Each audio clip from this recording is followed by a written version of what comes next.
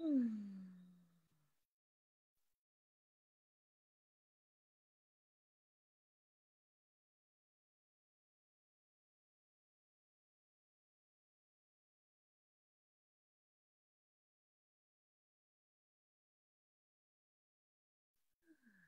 I am live. Hello, Phoenix here with another live episode of Behind the Mask, my social experiment in showing up real as possible, vulnerable, raw, unpolished, and letting that be, yeah, one of the gifts that I bear in a deep desire to support that vulnerability that we all have inside of us. Hey, Kate, to be one of our greatest gifts, one of our greatest sources of power. Um, so here I am, episode 17. And what I want to talk about today is no more holding on. It's actually a song by Murray Kyle that I learned at a festival a few years ago, like a medicine song that really has stuck with me. And it feels very pertinent to what's going on in my life right now. So for those of you who have watched, who do follow, it's like, I don't know what I'm going to talk about except what's real, what's alive, what's moving. And I have spent these past 2 days in some pretty deep, like grief portals. I entered into a really like a next level of grief portal just 2 days ago. Interestingly, on Wednesday, I was teaching a class. Hey, Taj. Hey, Roban. Interestingly, 2 days ago, I was teaching a class on the elements, and we were in the element of air. And I was talking about how in the element of air, there is like this necessity for contraction. Yeah, like this breathing cycle that we experience in our life. There's this expansion and there's this contraction, there's this expansion and contraction, and if we see it in nature, it's a constant reminder of how to move through life. Like, we can't have one without the other. And in a bird, to fly, to really fly, we need to the bird expands its wings and then it contracts its wings. And I know I had been in a really deep state of contraction for many months and years. And then these past 2 months were like a really like expansive state. It's like, yes, I made it out of the dark and here I am expanding. And it's been really amazing to witness and to feel and to recalibrate my orientation towards joy and towards alignment. And literally, the day I was teaching this class on the importance of contraction, I obviously had to welcome that medicine into my own life. And yeah, somehow I was inspired from my housemates to start clearing clutter. It's new moon in Leo is upon us, and the Lion's Gate, for those of you who follow astrology, which I do love to follow the cycles of the moon. And for me, this new moon is really about stepping forward, like stepping forward courageously into our life. Though, as I've been learning, to really fully step forward requires a kind of a full alignment of all these parts of ourselves, pulling in of all these threads that of myself that have kind of been in all these different directions. And how do I kind of draw all these parts of myself back into this now? Because I, like many humans, can be really, really distracted. My attention going into all of these different directions that it's getting pulled, and even like not always feeling the utmost of comfort of meeting these parts inside of myself. So kind of numbing out, distracting, avoiding. And yeah, it's just not working. It's not going to work for where it is I want to head in my life, nor for where I feel we're heading as a collective. Really is requiring us to pull all those threads of ourselves back into the moment so that we can fully move forward. And what I've been kind of receiving from life as a really clear reflection that has been pretty impossible to avoid is that actually there's like a necessity to sever ties to an old version, outdated version of myself. And it's been showing up in so many like um uncomfortable ways. And like, life reflects life. Life is constantly reflecting life. And my life seemed, the more I pay attention, the more I can see how life is reflecting everything that I need to hear, everything that I need to know, everything that I need to listen to is being kind of reflected on the outside, which then helps me to see more clearly what's going on internally. And so to kind of keep this personal, yeah, I've been doing a lot of crying around this, like, ouch, real reminder of how much of my energy has been kind of strewn outside of this present time, present moment. Um, I I was inspired by my housemates to start clearing up clutter, not only physically in my space, but also in my inbox, my email inbox. I have several emails, which is a whole nother story unto itself. Like, why do I need to be spread out over several emails? Like, why not just one email, which is another reminder. It's like, fuck, I don't want to be everywhere. I want to be here.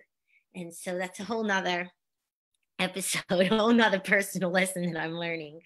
Though one of the like present focuses of my attention is like clearing up my oldest, like my personal inbox. And I've got like, I had, when I started a couple of days ago, like 8,000 emails in there that like I didn't even know like where they're all from. They just add up. Like they just fucking add up. And it's like how much energy is stored in these like 8,000 fucking emails. Like seriously, none of them are probably important. And certainly none of the ones from like many years ago are important. So anyway, so I start going in to clean out the inbox, and I was starting with like, all the spam, all the things that are just like here in this moment. But then I saw there was this kind of this option to like look at the oldest emails first, like oldest emails. So I was like, oh, let me go into like, let me start from the oldest to the most recent. And that's when I was really shockingly awakened by how much of my energy has been like weighted down by this past. So I go into the oldest emails, and there's emails from like 11 years ago, 10 years ago. And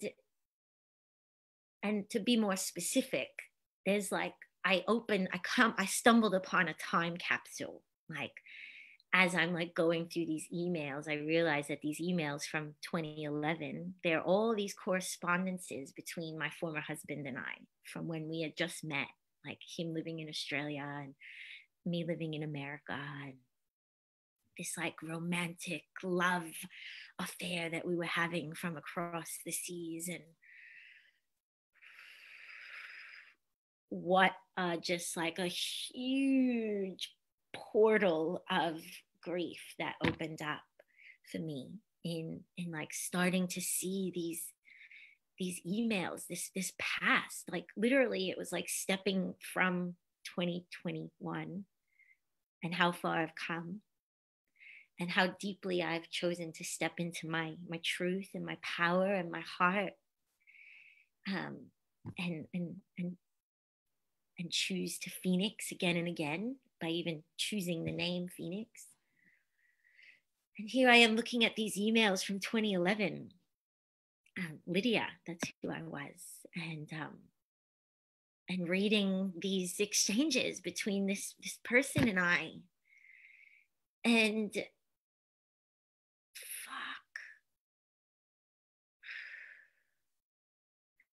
I can't explain it entirely, but it's like I feel like just all of my energy was just like thrown back in time. And and I had to feel all this stuff, like the first and foremost, like witnessing like the beautiful love that was shared between these two people, which I was one of them at that time. And the innocence and the love and the possibility and the hope and the the longing and the romance and just like this fantasy that I lived. This like perfect kind of picture perfect romance of love. And what that kind of meant for me at that time, you know, was so strewn, so painted with just like Disney fantasy, you know.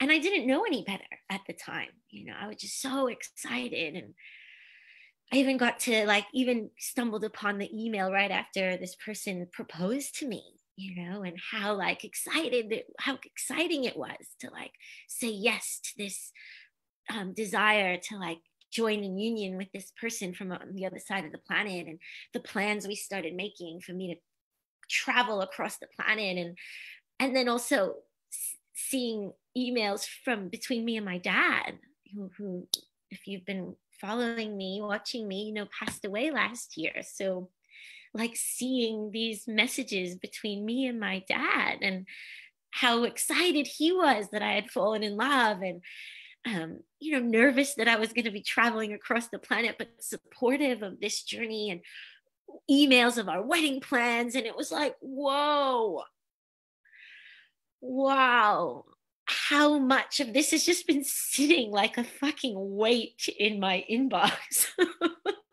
these past 11 years. And that I didn't even know was there until just a few days ago. And to be honest, I wouldn't have been ready to look at them probably not a minute sooner than I did just a few days ago, you know. And yeah, I was planning this big weekend of ceremony and prayer to like welcome in the Lion's Gate and with friends. And I now know what my weekend will entail, you know, the kind of deep personal um, ceremony of letting go that's like right here in front of me, you know. And it's not from this place of like cut out of anger or resentment. It's like, actually, I'm ready to draw all of my energy back into this now, so that I can move forward into the future with all of myself intact. And personally, this like stepping away from the fantasy that this relationship held in my psyche, you know, which was um, really steeped in codependence, really steeped in personal like lack of self-worth, the need for validation from the external. um, you know, that's a lot of what that previous version of myself held. And also in reading these emails, I was able to kind of take like an even deeper glimpse into where I've been kind of pointing the finger outward and blaming life, or this kind of the way that things unfolded in this previous relationship. So I actually got to see in these emails, my correspondences, you know, how I actually didn't know how worthy of love I was. You know, no matter how deeply this brother loved me, no matter how romantic, no matter how devoted, no matter how hopeful and full of possibility this connection was, I was not mature enough, nor was um, I didn't have the capacity to love myself in the way that I do now, you know, which is just so fucking ironic that it wasn't until that relationship ended that I kind of inside of myself, it was like, I'm fucking ready to love myself now, and yet this past version of myself, all she wanted was to like live in this fantasy of romance and like the one. And not to say that that's not possible, though it's not possible in the way that I now know I'm fucking ready for it and calling it into my life, where I'm fully anchored in my own self-worth and fully anchored in my own self-love, so that I can actually be loved by another, and that I can actually love fully without like grasping or needing external validation, where I can just be met and I can meet. And so reading all these emails has like really been a super big wake up call to how far I've come. So I'm going to celebrate how far I've come in these past 10 years, in these past 11 years. And also like, I'm ready to let go of who I was. There's no more holding on to who I was. There's no more holding on to the fantasy. There's no more holding on to this like false sense of like somebody else there coming to save me or rescue me. There's no more holding on to this past version of myself, nor this past program that I know I'm not the only one that has been so deeply claimed by that past program. And so the gift in stumbling upon this time capsule is the gift of like, fuck, it is time for me to cut these ties that hold me to a past version of myself. Not because there's not love in the like love that was experienced, or love that still remains, or that these memories won't always be a part of me, because these memories will always be a part of me. And that version, that Lydia who fell in love with an Australian on the other side of the planet 11 years ago, like she's still right here. So the reality is that I'm not that person anymore. And there's no need for me to hold on to her anymore, because she's here, integrated, fully integrating into who I'm becoming, who I've become, like, and who, like, who the grief of losing that relationship and losing my dad, like, letting go of my dad, letting go of that relationship, I should say, like letting go of this past version of myself, letting go of these past programs that held me fixed to like a program that said that I was only worthy if I had this like relationship, this fantasy fulfilled, this family, like that's not my truth anymore. And yet I can still grieve that, like both end. And so what you're witnessing, what I'm witnessing in myself as I'm sharing this, is that, yeah, like I'm grieving this old version of myself that no longer exists.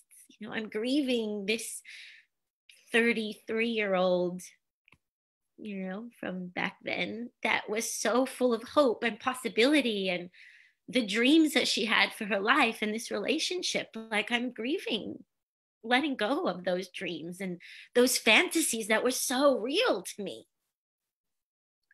And if I and in giving myself full permission to feel it and grieve it, like I'm it's like clearing the way, like clearing the fucking debris out of this river that is flowing forward, and it's taking me somewhere. And I don't know where it's taking me, and I don't need to know where it's taking me, but I'm ready to surrender to its flow so it can carry me where it needs to take me, with all of myself online, So yeah, what I'm going to be doing this weekend, I'm going to be clearing out my fucking inbox. I'm going to be starting from emails from 10 years ago I'm going to read them and I'm going to feel them, and I'm going to allow myself to grieve that part of myself and to grieve the loss of the dream. And I'm going to delete them so I can fucking clear the way for whatever is coming next. I don't need to hold on. There's nothing to hold on to. And all that I really need to hold on to is myself and my center. Like this center inside of myself that is so fully here with myself and the reality that it's right in front of me, that I don't actually need anything else, and it's like how life reflects life, it's like consciousness waking up to itself, like it's waking up to itself through me. I'm waking up to myself through witnessing and experiencing my life and how it relates to me personally. And, these emails inbox weight that I found, this time capsule, like it's just so representative, in my opinion, of what's going on in the world right now. It's like we're all holding on. I'm not going to say we're all, so many of us, like, and it breaks my heart, like we're holding on to this past version of ourselves, this past version of what we think or thought life was supposed to be like. And it's like there's alarm bells going off everywhere trying to wake us up to that. That's just not the reality that we're in right now. So how can we, as humans, mature humans, have the courage to let go of what is no longer serving us, to let go of these cords, these attachments, these binds that hold us to an outdated past version of ourselves and our society and our culture and our reality, so that we can fully surrender to this flow, this river that is just flowing and carrying us forward to where it is we need to go. And I don't need to know where it's taking me, because I trust. Like, I trust in life. I trust in the process. I trust in a bigger force that's carrying me. And that's my grace. Though it's not like I just fucking woke up trusting this morning. Like I've been working this trust muscle for years. And that trust muscle has grown in the face of loss, in the face of grief, in the face of fear, in the face of fucking rage. And I'm grateful to like feel the depth of trust that has grown inside of me, because I know it's what's necessary to carry me forward into the future that is yet to be determined, that is yet to be crafted, because I'm fucking crafting that future. I'm sculpting that future. I'm shaping that future with the way I choose to meet myself and show up right here, right now. So if I'm holding on to the past, if I'm holding on to fantasies, if I'm holding on to dreams and desires that aren't aligned with my true self, with my soul's purpose, then how the fuck is my future going to unfold and manifest in a way that's aligned with my true self and my true purpose? So it's like, am I willing? Do I have faith? Do I have courage? We're entering into this new moon in Leo, the lion heart, the courage that it takes to fucking be who we are, and like, no more holding on to what has been, like nostalgia. Fucking, I'm not going to let my future be painted with the past, because clearly something wasn't working. Clearly something had not been working. And so now what's working, I want to paint my future with what's working.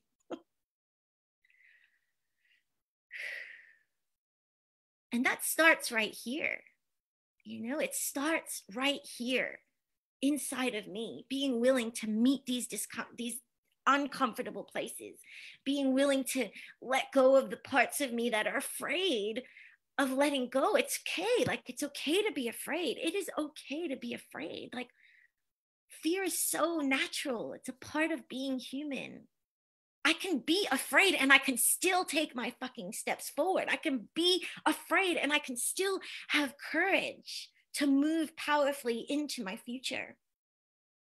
But it's like, I don't need to worry about the future. All I really need to focus on is the now. It's like, every sage, every prophet, every spiritual practice, that I've been following and studying, it's all like, reveres the now. Like, we bow to the now, and the now requires us to pull all of ourselves, all those exiled parts, all those rejected parts, all those abandoned parts, all of those shamed parts, all of those guilted parts. Like, it requires us to call them all back into wholeness, into our center, into acceptance, into alignment, into now. And if I can choose that, work those muscles of awareness, of attention, like this sacred attention that, media and corporations spend millions and billions of dollars to buy my attention. If I can utilize that power, that force that's right here inside of me to wield my pieces back into wholeness, back into oneness, back into unity within myself, imagine the kind of life that will unfold from this place. Like, imagine the kind of life that can unfold from this place of being unified within ourselves. Like, seriously, it's amazing what's possible. It's amazing what's possible. It's beyond anything that my previous mind can even comprehend, though. As I continue to draw in all those energy, all those threads of myself, and bringing them all back into this moment, having the courage to cut ties with the old version of myself,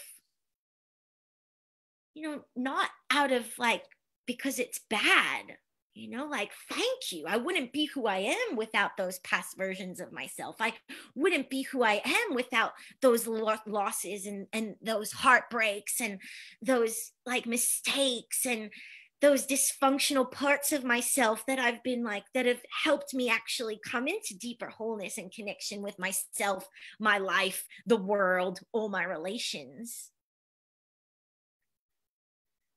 Yeah. So this is just what's going on for me. No more holding on. And it's not a flippant fucking thing. Like, I'm seriously like here with myself, and it couldn't have come a moment sooner because I wasn't ready, and maybe I won't be ready to delete all those emails this weekend. I don't know, though. I know that I'm ready to take the first step in, to meeting these parts of myself that have been holding me in a fixed, outdated version of myself. And like, I don't know what happens when I free up that amount of energy. 10 years of kind of trapped energy, that's just been sitting in my inbox. Like, I can't imagine, because the way I do anything is the way I do everything. And I believe that energy is energy, like it doesn't, none of it. It's like, it doesn't matter, 10 years worth of emails in my inbox, clearing all that up, bringing myself all up to date, bringing all my email addresses into one unified fucking inbox. Like, wow, that feels monumental and revolutionary to me right now. Because that's just one step closer towards weaving all my threads into wholeness, into now. And I choose to walk through this life as one integrated being, one integrated, unified being whole, complete, full of love. That's been, this love that I carry has been carved and it's been shaped and it's been etched through grief and loss and heartbreak and heartache. And I'm so thankful. I wasn't in the moments that they were occurring. Though, this is the way life teaches us. This is the way life grows us. Who am I to judge or question? I mean, I can question, I can judge. Though there is such a perfect design. Couldn't do it better myself, So I'm just gonna keep on trusting this intelligence that's inside of me, that's guiding me, like whatever force inside of me was like, oh yeah, why don't you start clearing out your inbox? Whatever that force was, thank you. You just like dropped a huge nugget of like power into my lap. And I'm going to go for that. I'm going to go for that. Trusting that life is here, continuously supporting me to grow into my fullness. Because it's my birthright. It's my birthright to grow into my fullness. And I say yes to that. So that's what I'm going to share today. No more holding on, because now I can flow like a river. There's no more holding on. So let go, surrender and flow. Song that Mary Kyle taught me a couple of years ago. Next line is, nothing stops me now from being free and open to the flow. Nothing stops me now from being free and open to the flow. Yeah, so maybe that inspires you. Maybe it doesn't. It inspires me. So I'm going to keep on following this flow forward. Bless you. Blessed new moon. Let's see what this Lionsgate portal brings for us all. I'll see you on the other side.